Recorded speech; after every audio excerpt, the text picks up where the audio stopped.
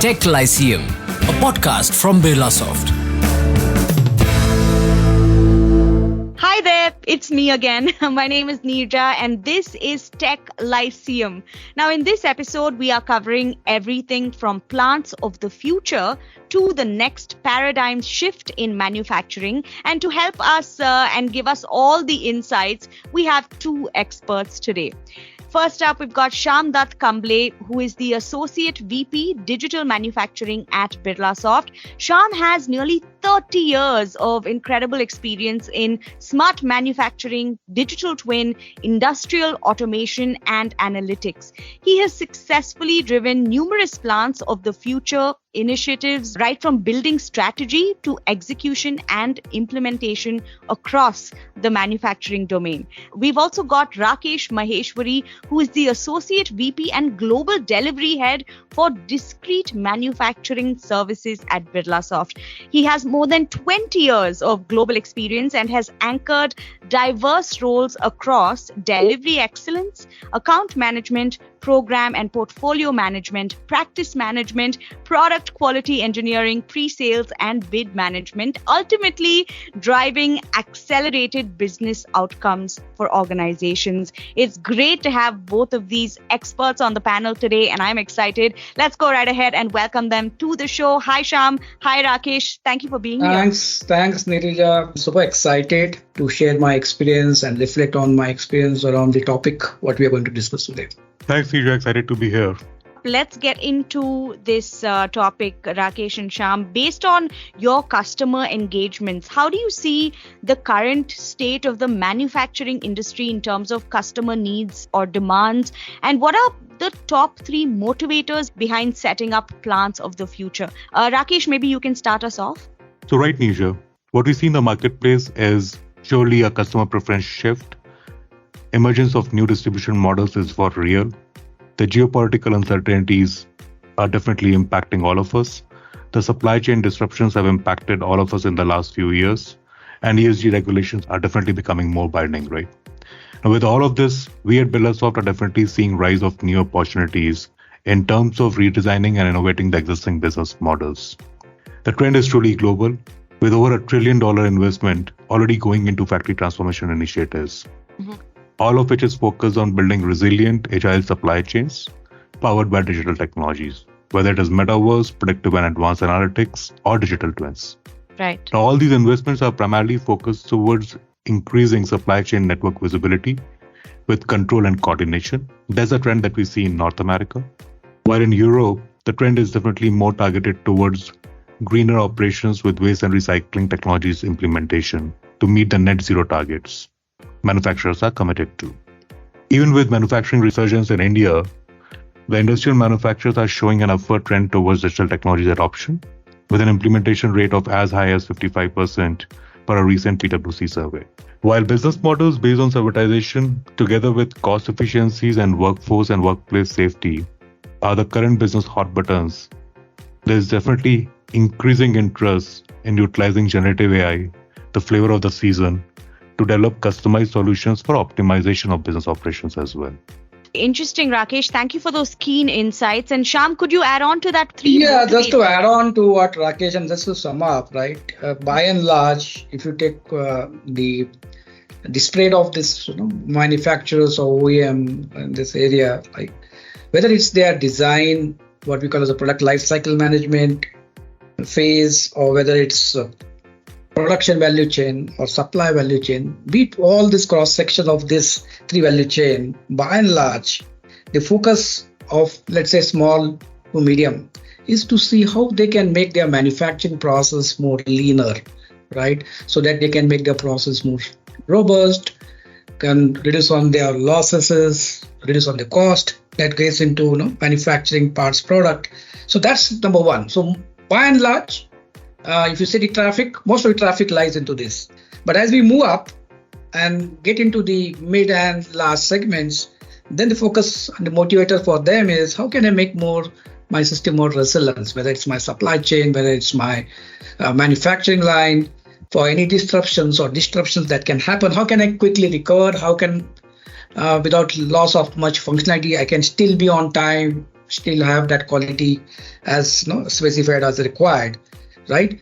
And then to add to it, as we move towards little larger segment who are more matured in this hierarchy of Industry 4.0, the focus more is on the bringing in the agility. What this means now is how can I make my process more flexible? How can I make it more adaptive? And then back it by more making my process reliable and then sustainable. Of course, the last 2 points, what I'm saying, indicates more towards moving a shift from Industry 4.0 to Industry 5.0, which we'll be talking later in this session. Okay, but these are the by and large the motivators which is driving this whole plant of future. Interesting. Okay. And Sham, let me follow that up with this question. You interact with customers day in and day out, right? What are the top challenges manufacturers are facing when it comes to taking it to the highest level of maturity and scale?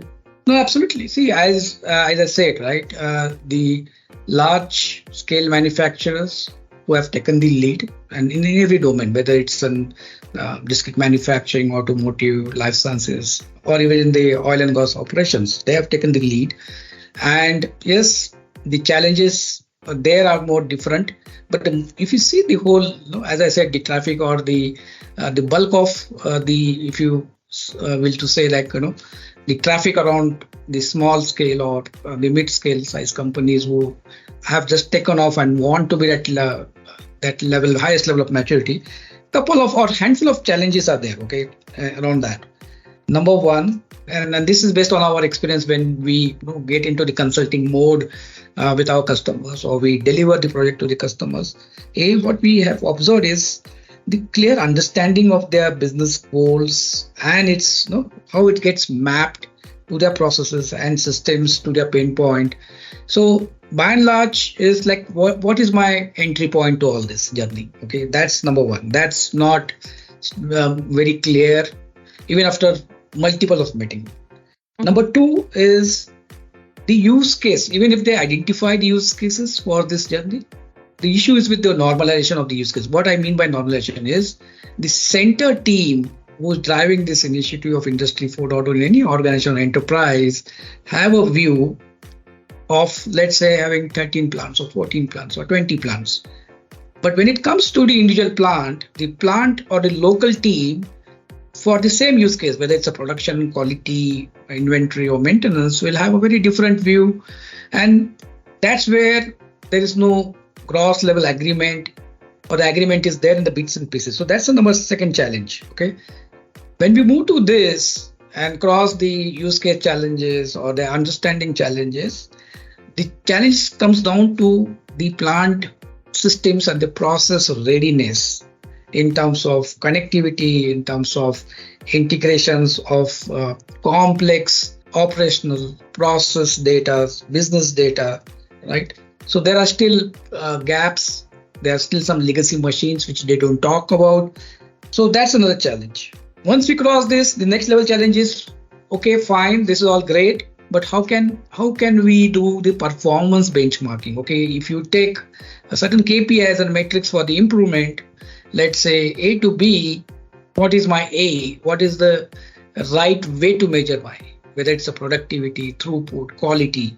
So that's also I have seen in most of my customers. Each of their division comes up with different understanding, different way they measure, and hence there is no normalization on that point too. Okay, but above and beyond all this, what's important is, so we see some shams in their organization management, because when you drive this type of digital programs, it's no longer the old roles are relevant. You have to induct some new roles from the detail standpoint of view, where they will do a lot of fit gap analysis, gap closures to make a seamless experience. So those roles are missing. And once you roll out those pilots or POC, then there is a cultural change management gaps where the lowest level of operators or the supervisors are not very trained, or it's a very different experience for them to get into day-to-day operations using this technology. So these are some challenges we face when we talk about the plant of future, and specifically from the Industry 4.0 perspective, Nirja.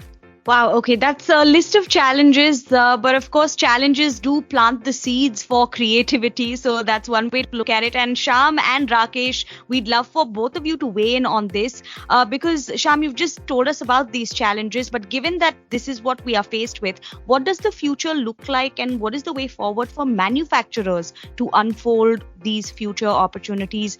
Sham, if you'd like to start us off. Sure, Neeraja. So, talking about the challenges, and that said, right, about the challenges, the market is not waiting for you. Okay, remember that. If you see, it's changing every day, every hour, every minute, and it's putting a lot of pressure in terms of coming with customized productions, coming up with personalized productions.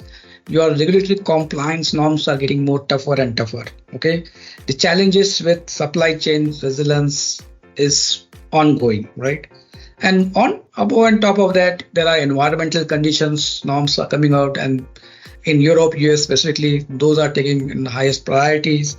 Sustainability is becoming so because of the inflation that's coming in, cost has gone up. How can we manage those costs? So, which means even I just talked about like small scale, medium scale, they are at a laggard end trying to pull up their sleeves and socks to get to there, but these challenges are not going to wait for them. So what does it mean is really they have to focus in terms of the priorities of their use cases, getting more clarity of their use cases, identify the technologies, what they want to go with and build those use cases and keep their journey moving from level 2 to level 3 to level 4 so that they are more resilient, having more robust processes, and then reliability and sustainability is there to be talked about. Okay, but that said, the larger point what I want to make is you can't just keep waiting for your internal systems to be fixed or your organization management to be fixed. We have to get into those aspects, find out where are the gaps, come out with the pain points, and keep moving into the ladder of the maturity of Industry 4.0. And once you are there, then you think of how I can be future ready in terms of Industry 5.0. Okay, because these are the fundamental, the foundation that's going to build your Industry 5.0. This is how the way forward, and of course, a lot of best practices, governance, internal culture change management, so forth, along with the technology will happen. And I think we'll talk about those in the next session. Absolutely. And Rakesh, your thoughts on this as well? So Neeraja, we are certain that the future of manufacturing needs to be sustainable, human-centric, and resilient to external shocks and adversities. Mm-hmm. We are looking at more meaningful and effective collaboration between all elements of digital ecosystem, whether it is humans, machines, or systems. Placing the well-being of the workforce, what we refer to as human in the loop, will be at the center of the production process, and whether it is use of new technologies to provide prosperity beyond jobs and growth, while of course respecting the production limits of the planet, or creating high-value employment with larger freedom for design thinking and creativity, or whether it is building mass customization capabilities as business differentiator, or improved visibility and insights into production and service operations. Effective execution of change management strategy with senior leadership sponsorship, deeper collaboration between central teams and local plant and implementation site teams, and org redesign, as Sham also indicated, will be key to successful pilots and faster rollouts for a scale adoption of Industry 4.0 and beyond. All right, exciting opportunities lie ahead, it sounds like. Gentlemen, can both of you share some closing thoughts on the best practices for manufacturers that they can follow to be ready for this paradigm shift in manufacturing? Yeah, absolutely. And these are very basics and fundamental, no rocket science here. I would recommend and then this again based on my experience with most of my manufacturers are taking the path, is to start small, identify the use cases which will really address the immediate pain points and start giving them the value. So that builds in the confidence with the sponsor, the higher management, and this fuels your further roadmap and the progress of that. Okay, so that's number one. While you do that, also keep the big picture in the mind. Okay, also think big and see that how can I take these small steps identifying, let's say, the use cases around the quality or production or inventory. How can I extend it further for my larger, bigger goal to make my systems more self-optimized, self-organized, so forth and so on. So that's the key. Okay. Don't start something where you will not see immediate benefits coming in, though it is something good to have or something very glamorous to say, okay, we are getting into Industry 5.0. But if it is not going to solve your immediate problem, it's not going to show you the ROI, that's not going to build into your confidence into the top management or the sponsor of this particular program. Okay, so that's one. Second is start aligning your IT, OT, ET systems for the roadmap and for the journey. Okay, and one of the suggestion is don't go top down on that, meaning like you have certain technology in your mind and then start displacing, removing whatever existing things or existing technologies you are having. That will take a lot of time and investment. So the suggestion here is start bottom up, see what you have currently, the technologies in terms of the IT, OT and ET. Try to build around the top of it to drive the use cases what you have identified. So that way it is a faster path and you will see the faster returns on those things. Okay. That said, on these 2 points, it has to be absolutely backed up with the management commitment. Okay. With proper governance structure to it for the effective cultural and organizational change management. So that's the mantra I would say, to keep focus, keep following and continuously reviewing the progress on top of it to see with respect to what was planned and what has been achieved or what is the outcome we have achieved and then what improvements we need to do. So this is how keep the engine going. Perfect. Yeah. And Rakesh, your closing thoughts on the subject? So Nisha, in my mind, I'm very clear that focus on developing workforce skills and capabilities, focusing on business problems first, and leveraging technology only as an enabler, following a bottom-up approach, right? That Sham also alluded to. Building up an ecosystem of right system integrators, executive leadership, and effective change management practices will all be key to scaling plans of the future strategy and transition to the next level of maturity stage. We see that happening with many of our customers in high-tech, automobile, med device, aerospace, and defense segments who are taking a lead. And I would strongly advise manufacturers across industry segments of all size and scale to take the giant leap forward and act on it now. Even at our end at Birlasoft, we are continually looking to drive business transformation opportunities for our customers. And the recently launched Generative AI Center of Excellence in partnership with Microsoft aims to expedite the same, right? By increasing the value creation and innovation opportunities, combining Birlasoft's deep industry experience and Azure OpenAI services. Right. Well, Rakesh, Sham, thank you for giving the listeners such a thorough understanding of this subject. And we sure hope to have you back on Tech-Lyceum because you are a powerhouse duo. So thank you for joining us. Thank you, Nisha. Thank you, Nirija. Thank you very much. This is Tech-Lyceum, a podcast from Birlasoft. Well, as always, that was a very thought-provoking episode. I hope you enjoyed it. There's a lot more where this came from. We're always bringing on experts and having some very interesting discussions. So make sure to join us again when we're back. Until then, it's me, Nirja, signing off for now. Bye-bye. You were listening to Tech-Lyceum, a podcast from Birlasoft.